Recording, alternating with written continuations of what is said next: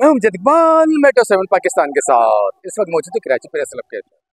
आइए चलते हैं प्रेस कवरेज की जानिब और ताजिर बरादरी से बात करते हैं शोबर बेगम के हवाले से। सर आपके सामने ही जो है हमने अपना आगे का लाइन अमल ये दिया है कि मुहर्रम से पहले हम अपना एहतजाज करेंगे, एहतजाज रिकॉर्ड कराएंगे। अभी भी हमारे बाहर काफ़ी जो वर्कर्स वगैरह हैं, जो फैक्ट्री ओनर्स हैं, सब बाहर शॉपकीपर हैं, सब बाहर मौजूद हैं और वो भी सैकड़ों की तादाद में बाहर मौजूद हैं। वो भी आप लोग देखना चाहें देख सकते हैं। और मैं इसे भी ये कहना चाहूँगा, पिछली मरतबा जो उन्होंने पाबंदी लगाई थी उसमें इन्होंने हमारा 200 टन से ज़्यादा माल जो है इन्होंने उठाया था।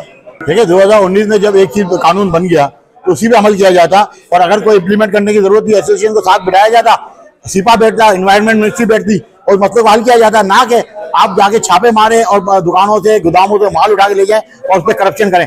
करोड़ों रुपए का माल ले जाया गया है जो कि बाकायदा बेच दिया गया है और उससे पैसे बनाए गए हैं।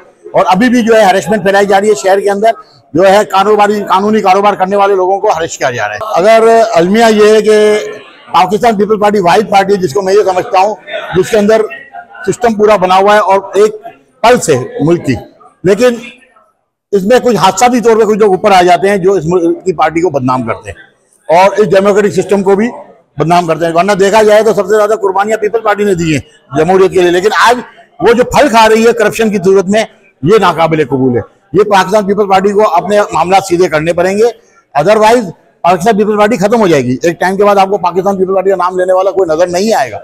अगर इन्होंने आगे मुल्क की खिदमत करनी है और मुल्क के मामला को चलाने हैं तो ये करप्शन का जो बीज जो बोया गया है खासतौर पर कराची में, उसको खत्म करना पड़ेगा।